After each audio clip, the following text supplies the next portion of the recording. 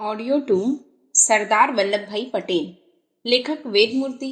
तपोनिष्ठ पंडित श्री राम शर्मा आचार्य। भारत की थर्मापौली बारदौली। वास्तव में सरदार पटेल ने बारदौली के किसान सत्याग्रह का संचालन ऐसी योग्यता और मुस्तैदी से किया कि सरकार की समस्त चालें और अनेक प्रकार का दमन प्रभावहीन हो गया। वहां जब किसी इक्का दुक्का किसान को लगान देने के लिए दबाया जाता तो वह यही जवाब देता कि बिना पंचायत की आज्ञा के हम कुछ नहीं दे सकते। जब उनके गाय बैलों गृहस्थी के सामान के कुर्क करने की धमकी दी जाती तो भी वह जरा भी नहीं घबराता न भयभीत होता। अनेक किसानों का सामान सरकारी कर्मचारी उठा ले गए पर उसको खरीदने वाला कोई न मिला। वह सरकारी दफ्तरों में ज्यों का त्यों पड़ा रहा। एक पटवारी ने एक गरीब किसान से कहा, अरे भले आदमी, जब सारे गांव में फूट पड़ जाएगी तब तू भी झक मारकर लगान देगा तो अभी क्यों नहीं दे देता। ऐसी बात मुंह से ना निकालिए साहब। सारे जिले के लोग भले ही लगान दे दें पर हम तो थूक कर नहीं चाटते। पटवारी, अरे भाई, हमारी बात चाहे मत रख, जब बड़े अधिकारी आएंगे तब उनकी बात तो मानेगा। किसान, उनका बड़प्पन हमारे किस काम का। अब तो वल्लभ भाई हमारे सरदार हैं, उनकी जैसी आज्ञा होगी वही मैं करूंगा। एक तहसीलदार ने किसी किसान से लगान देने को कहा तो उसने उत्तर दिया, पुराने हिसाब से लगान लेकर आप तमाम पुराने नए लगान की रसीद दे दें और साथ ही यह भी लिख दें कि 30 वर्षों तक लगान नहीं बढ़ाया जाएगा तो अभी लगान चुका दिया जाएगा। तहसीलदार ने इतना ही कहा, भाई यह तो मेरे अधिकार की बात नहीं है। यह कहकर वे चले गए। बारदौली में नई दुनिया की रचना। उस समय बारदौली की स्थिति कहाँ तक गंभीर हो गई थी इसका कुछ अनुमान बंबई के अंग्रेज के मुख्य पत्र टाइम्स ऑफ इंडिया के निम्न लेखांश से हो सकता है। आर्य देश के बंबई प्रांत में बारदौली नाम का एक मंडल है। वहां महात्मा गांधी ने बोल्शेविज्म का प्रयोग करना आरंभ कर दिया है। प्रयोग सफल भी होता जा रहा है। वहां सरकार के सारे कलपुर्जे मंद पड़ गए हैं। गांधी जी के शिष्य पटेल का बोलबाला है, वहीं वहां का लेनिन है। स्त्रियों, बालकों और पुरुषों में एक नई ज्वाला धधक रही है। इस ज्वाला में राजभक्ति की अंत्येष्टि क्रिया हो रही है। स्त्रियों में नवीन चेतनता भर गई है। वल्लभ भाई में वे असीम भक्ति रखती हैं। उनके गीतों में राजविद्रोह की भयंकर आग सुलग रही है। उनको सुनते ही कान जलने लग जाते हैं, या ऐसा ही रहा तो वहां रक्त की नदियां बहने लगेंगी।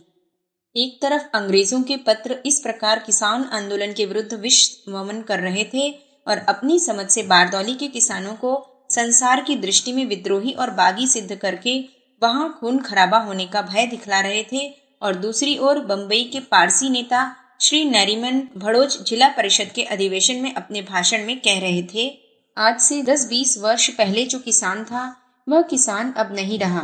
बारदौली में आज अंग्रेजों को पूछता कौन है। आज मार पीट कर जबरदस्ती ही किसान को वे कहीं ले जा सकते हैं, नहीं तो वहां अब कौवे उड़ते हैं। लोगों की सच्ची कचहरी तो स्वराज्य आश्रम है और उनकी सरकार है सरदार वल्लभ भाई। पर वल्लभ भाई के पास न तो तोप है, न भाले और न बंदूक। वह तो केवल प्रेम और सत्य के सहारे बारदौली में राज कर रहे हैं। अब तो सारे गुजरात को ही बारदौली बन जाना चाहिए।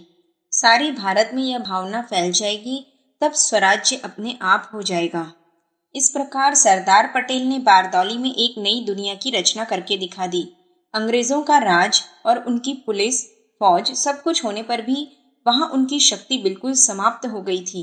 सरदार पटेल ने सब प्रकार की खबरों को प्राप्त करने के लिए गुप्तचरों और स्वयं सेवकों की ऐसी व्यवस्था की कि सरकारी कर्मचारी किसानों को दबाने के लिए जो कोई भी चाल सोचते उसकी खबर तुरंत स्वराज्य आश्रम में पहुंच जाती थी और वहां से उसे उसी समय छापकर तमाम गांवों में फैला दिया जाता था। आंदोलन के सभी प्रमुख समाचार प्रतिदिन सत्याग्रह समाचार में छापकर वितरित किए जाते थे। अब समस्त देश में बारदौली का नाम और यश छा गया। प्रत्येक समाचार पत्र के कॉलम वहां के समाचारों से भरे रहते थे। अंग्रेजों के समाचार पत्रों में वे समाचार यद्यपि निंदा के रूप में छापते थे, पर उनके द्वारा बारदौली के आंदोलन का नाम विदेशों में भी पहुंच गया। मालवीय जी और लाला लाजपत राय जैसे भारत पूज्य नेता भी उसका समर्थन करने लगे। बंबई विधानसभा के 15 भारतीय सदस्यों ने सरकार की दमन नीति के विरोध में त्यागपत्र दे दिए। पंडित हृदयनाथ कुंजरू, श्री अमृतलाल ठक्कर, जमनालाल जी बजाज आदि ने बारदौली जाकर वहां की स्थिति को अच्छी तरह देखा और उसकी जांच की। सबने सरकार की निंदा की और उसको चेतावनी दी कि उसे अन्याय बंद करके किसानों की उचित मांगों को स्वीकार करना चाहिए, अन्यथा इसका परिणाम उसके लिए हितकर नहीं हो सकता। जब सरकार ने जब्ती, कुर्की, नीलामी, मारपीट आदि सब उपाय करके थक गई और किसान टस से मस न हुए, तो उसने अपनी हार स्वीकार कर ली और बंबई के गवर्नर ने सरदार पटेल को समझौते के संबंध में बातें करने को बुलाया। सरकार की तरफ से यह वायदा किया गया कि सरकार उचित मामलों की जांच करके बढ़े हुए लगान को माफ कर देगी। इसके बदले में सरकार चाहती थी कि सत्याग्रह आंदोलन बंद कर दिया जाए और लोग पहले की तरह स्वेच्छा से लगान देने लगे। सरदार ने जिन लोगों की जमीन और माल जब्त किया गया था उसको वापस करने की मांग की। साथ ही यह भी कहा कि प्रजा का साथ देने के कारण जिन पटेलों तथा तलाटियों को नौकरी से अलग कर दिया गया था उनको उसी पुरानी तारीख से नौकरी पर माना जाए। कहना न होगा कि ये सभी मांगे स्वीकार कर ली गईं। बारदौली की विजय का संपूर्ण देश में बड़ी धूमधाम से स्वागत किया गया और एक कवि ने गीता के शब्दों में घोषित किया, यत्र योगेश्वरो गांधी वल्लभस्य धुरधुरः तत्र श्री विजयो भूतिर्ध्रुवा नीतिर्मतिर्मम। सरदार पटेल का घर जेल में। पटेल साहब बड़े नामी बैरिस्टर और कानून की बारीकियों को जानने वाले थे, इसलिए उन्होंने इतने बड़े बड़े आंदोलन करके भी सरकार को इस बात का मौका न दिया कि वह उनके विरुद्ध कोई कानूनी कार्रवाई कर सके।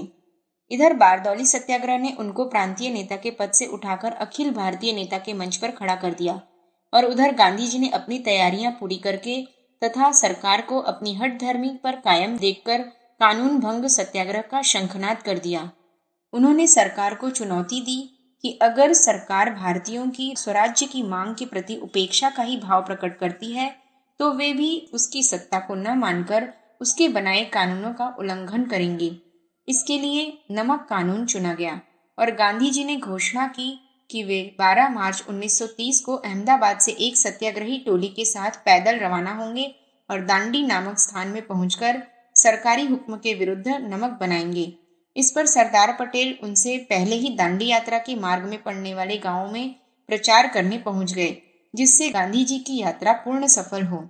सरकार बारदौली के अनुभव से जान चुकी थी कि गुजरात की ग्रामीण जनता पर पटेल जी का कितना प्रभाव है और किस प्रकार वह निसंकोच उनके पीछे चलने को तैयार हो जाती है। इसलिए जैसे ही वे 2-4 दिन प्रचार करते हुए रास नामक स्थान में पहुंचे तो जिला के कलेक्टर ने उनके भाषण पर प्रतिबंध लगा दिया। पर अब तो सत्याग्रह की घोषणा हो ही चुकी थी, इसलिए उन्होंने सरकारी हुक्म को मानने से इनकार कर दिया और गांधी जी की यात्रा आरंभ होने के 4 दिन पूर्व ही गिरफ्तार करके जेल भेज दिए गए। 4 मास पश्चात जब वे यरवदा जेल से अपनी सजा पूरी करके बाहर निकले तो देश में घोर सत्याग्रह संग्राम छिड़ा हुआ था और हजारों सत्याग्रही सैनिक जेल खानों को भर रहे थे। सरकार एक ऑर्डिनेंस निकालकर कांग्रेस की समस्त संगठन को गैर कानूनी घोषित कर चुकी थी और कांग्रेस के अध्यक्ष होने के नाते पंडित जवाहरलाल नेहरू और उनके पिता पंडित मोतीलाल नेहरू गिरफ्तार किए जा चुके थे। पंडित मोतीलाल जी जेल जाते हुए सरदार पटेल को अपना स्थानापन्न नियुक्त कर गए थे, इसलिए 26 जून 1930 को जेल से बाहर आते ही वे कांग्रेस संगठन को सुदृढ़ करने और सत्याग्रह संग्राम को तीव्र करने में संलग्न हो गए। गुजरात के बारदौली और बोरसद तालुकाओं को उन्होंने सत्याग्रह की जो शिक्षा दी थी वह इस समय काम आई। वहां के किसानों ने करबंदी का ऐसा घोर आंदोलन किया कि सरकार घबरा गई। उसने भी पुलिस और फौज द्वारा अंधाधुंध दमन आरंभ कर दिया। फलस्वरूप 80,000 किसान ब्रिटिश भारत के गांवों को छोड़कर आसपास बड़ौदा रियासत के गांवों में चले गए, पर उन्होंने सरकारी आदेशों को नहीं माना। सरदार पटेल जानते थे कि वे भी ज्यादा दिन जेल से बाहर नहीं रह सकते, इसलिए उन्होंने जहां तक संभव हो सकता था कांग्रेस के प्रत्यक्ष और अप्रत्यक्ष संगठन को मजबूत किया और अपने पश्चात कितने ही अन्य नेताओं को नामजद कर दिया कि एक के गिरफ्तार होने के बाद दूसरा अखिल भारतीय कांग्रेस के अध्यक्ष पद का कार्य संचालन करता रहे। इसके पश्चात 1 अगस्त को लोकमान्य तिलक की संवत्सरी के जुलूस का नेतृत्व करते हुए वे गिरफ्तार कर लिए गए और 3 महीने के लिए फिर जेल भेज दिए गए। इस प्रकार वे राष्ट्रीय संग्राम के अग्रिम मोर्चे पर डटकर बार बार सरकार के प्रहारों को झेलते रहे।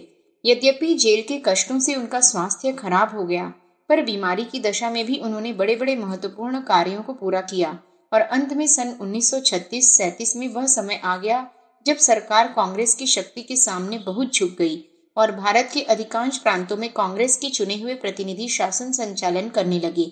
इस समस्त शासनों का सूत्र सरदार पटेल के ही हाथों में था और वे ही पार्लियामेंट्री बोर्ड के अध्यक्ष थे जो विधानसभाओं के लिए कांग्रेसी उम्मीदवारों तथा मंत्रिमंडलों के प्रमुख मंत्रियों का निर्णय करता था। यद्यपि सन 1936 में द्वितीय यूरोपीय महायुद्ध आरंभ हो जाने पर कांग्रेसी मंत्रिमंडलों ने इस्तीफे दे दिए, पर इस 2.5 वर्ष के बीच में ही उन्होंने राष्ट्रीय प्रगति की दृष्टि से जो विशेष कार्य किए उनसे कांग्रेस की सामर्थ्य का सिक्का देश और विदेशों में अच्छी तरह जम गया। सन 1942 का विद्रोह। कांग्रेसी मंत्रिमंडलों के भंग किए जाने के बाद देश में फिर सरकारी विरोधी आंदोलन जोर पकड़ने लगा। अब कांग्रेस की शक्ति काफी बढ़ गई थी और अनेक लोगों की दृष्टि में वह भारत की अप्रत्यक्ष शासनकर्ता बन चुकी थी। भारतीय सरकारी कर्मचारियों का भी मनोभाव बदलता जा रहा था। वे जानते थे कि देश की जनता कांग्रेस के साथ है और वह किसी भी दिन शासन की बागडोर ग्रहण कर सकती है। इसलिए अब कांग्रेसी नेताओं के परामर्श और भावी कार्यक्रम इसी दृष्टिकोण को लेकर होते थे कि भारत का शासन भारतीय जनता के प्रतिनिधियों की दृष्टि से किस प्रकार चलाया जाए। उन्होंने मांग की कि भारत सरकार को अपने युद्ध संबंधी निर्णयों में भारतीय जनता के प्रतिनिधियों की सम्मति लेनी चाहिए, अन्यथा हम युद्ध का विरोध करेंगे। जब ब्रिटिश सरकार ने इस बात पर कोई ध्यान न दिया तो कांग्रेस की कार्य समिति ने युद्ध विरोधी सत्याग्रह आरंभ कर दिया। इसमें गांधी जी द्वारा चुने हुए व्यक्तियों को एक एक करके युद्ध विरोधी भाषण करके जेल जाना था। सबसे पहला सत्याग्रही होने का गौरव विनोबा भावे को दिया गया, क्योंकि गांधी जी की दृष्टि में वे आदर्श अहिंसावादी और सत्याग्रह के मर्म को समझने वाले व्यक्ति थे। इस संबंध में गुजरात और सौराष्ट्र को विशेष रूप से तैयार करने के लिए सरदार पटेल विभिन्न स्थानों का दौरा करने लगे और जनता को अपने जन्म सिद्ध अधिकार स्वराज्य के लिए पूर्ण रूप से तैयार हो जाने को समझाने लगे। उन्होंने कहा, राष्ट्रीय भावना को संसार की कोई शक्ति नष्ट नहीं कर सकती।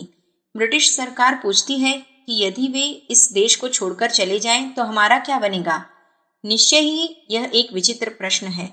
यह ऐसा प्रश्न है जैसे चौकीदार अपने स्वामी से कहे कि यदि मैं चला जाऊं तो आपका क्या होगा? इसका उत्तर यही होगा कि तुम अपना रास्ता नापो, या तो हम दूसरा चौकीदार रख लेंगे या हम अपनी रखवाली आप करना सीख जाएंगे। पर हमारा यह चौकीदार जाता नहीं, वरन मालिक को ही धमकाता है। सरदार पटेल ने भी 17 नवंबर 1940 को व्यक्तिगत सत्याग्रह करने की घोषणा की, पर पुलिस ने दिन निकलने से पहले ही उनको गिरफ्तार कर लिया। पर जेल में वे बीमार हो गए और उनका आंतों का रोग ऐसे भयंकर रूप में उभर आया कि मृत्यु की आशंका होने लगी। सरकारी डॉक्टरों ने इसका इलाज ऑपरेशन करना बताया, पर यह ऑपरेशन भी इतना भयंकर होने को था कि उसमें जान की जोखिम का प्रश्न था। सरकारी अधिकारियों ने इस जिम्मेदारी से बचने के लिए सरदार को 9-10 महीने बाद ही जेल से छोड़ दिया। बाहर आने पर जब उनके निजी डॉक्टरों ने जांच की तो उन्होंने ऑपरेशन के बजाय दवाओं का प्रयोग करने की सम्मति दी। कई महीने तक एलोपैथिक और होम्योपैथिक चिकित्सक दवाएं देते रहे, पर किसी से विशेष लाभ न हुआ। तब गांधी जी ने उनको सेवाग्राम बुलाकर प्राकृतिक चिकित्सा की सलाह दी। प्राकृतिक चिकित्सा से हालत में काफी सुधार हुआ, पर उस समय निरंतर बदलने वाली राजनीतिक परिस्थितियों के कारण उनका एक स्थान पर जमकर कई महीने तक रह सकना असंभव था। इसलिए 2 महीने तक वर्धा में रहकर वे पुनः अपने कार्यक्षेत्र में आ गए। अंग्रेजों, भारत छोड़ो। अब कांग्रेस के मुख्य नेताओं की दृष्टि में वह समय आ गया था जब उनको अंतिम रूप से स्वतंत्र होने का निश्चय करके अंग्रेजों से खुले तौर पर कह देना चाहिए कि आप यहाँ से चले जाएं। जबान से तो इन शब्दों को कहना कोई कठिन काम न था और सभी उग्र राजनीतिज्ञ बरसों से यही कह रहे थे, पर इस बार केवल मुंह से कह देने की बात न थी, वरन निश्चय किया गया था कि जो कुछ कहा जाए उसे कार्य रूप में भी परिणत किया जाए। इस संबंध में कांग्रेस कार्य समिति की जो बैठक जुलाई 1942 में हुई, उसमें देश को एक नया आदेश देने का प्रस्ताव किया गया, जिसका सारांश था, अंग्रेजों चले जाओ। यद्यपि इस उद्देश्य को किस विधि से पूरा किया जाए, इस संबंध में सब नेताओं के मनोभाव एक से न थे, तो भी वर्धा में यह प्रस्ताव सर्वसम्मति से पास किया गया और यह निश्चित किया गया कि 9 अगस्त को बंबई में अखिल भारतीय कांग्रेस कमेटी की बैठक करके इसकी पुष्टि कराई जाए और देश भर में एक विशाल आंदोलन खड़ा कर दिया जाए जिसे सरकार संभाल न सके। नेताओं में से कुछ के मन में अभी तक अहिंसात्मक सिद्धांत की भावना काम कर रही थी, पर सरदार पटेल अब देशव्यापी क्रांति के लिए ही तैयार हो गए। उस समय देश का वातावरण ऐसा गर्म हो गया था कि किसी को यह भरोसा न था कि किस समय देश में अशांति का दौर दौरा हो जाएगा अथवा किस समय सरकार का दमन चक्र चल पड़ेगा और सब राजनीतिक कार्यकर्ताओं को युद्ध संबंधी ऑर्डिनेंस के अंतर्गत एक ही दिन गिरफ्तार करके जेल के सिकचों में बंद कर दिया जाएगा। सरदार पटेल अपनी मानसिक स्थिति के कारण इस बात को बहुत अच्छी तरह समझते थे, इसलिए उन्होंने एक दिन का समय भी न खोकर वर्धा से लौटते ही अहमदाबाद की 1 लाख व्यक्तियों की विराट सभा में अपना संदेश कह सुनाया। ऐसा समय फिर नहीं आएगा। आप मन में भय न रखें। किसी को यह कहने का मौका न मिले कि गांधी जी अकेले थे। जब वे 74 वर्ष की आयु में हिंदुस्तान की लड़ाई लड़ने के लिए, उसका भार उठाने के लिए निकल पड़े हैं, तब हमें भी समय का विचार कर लेना चाहिए। आपसे मांग की जाए या न की जाए, समय आए या न आए, किंतु अब आपके लिए कुछ पूछने की बात नहीं रह जाती। सन 1919 में रॉलर्ट एक्ट के विरोध से लेकर अब तक जितने भी कार्यक्रम रहे हैं, उन सबका समावेश इसमें हो जाएगा। टैक्स मत चुकाओ आंदोलन, कानून भंग और इसी तरह की दूसरी लड़ाइयां जो सीधे रूप में सरकारी शासन के बंधन तोड़ने वाली हैं, उन्हें कांग्रेस अपना लेगी।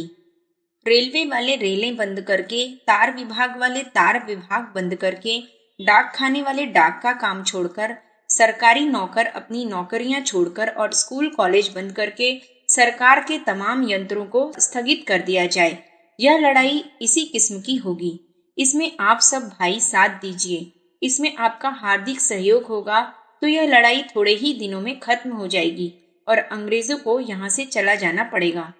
काम करने वालों को सरकार पकड़ भी ले तो हर एक हिंदुस्तानी अपने आप को कांग्रेसी समझे और उसी तरह अपना फर्ज अदा करे।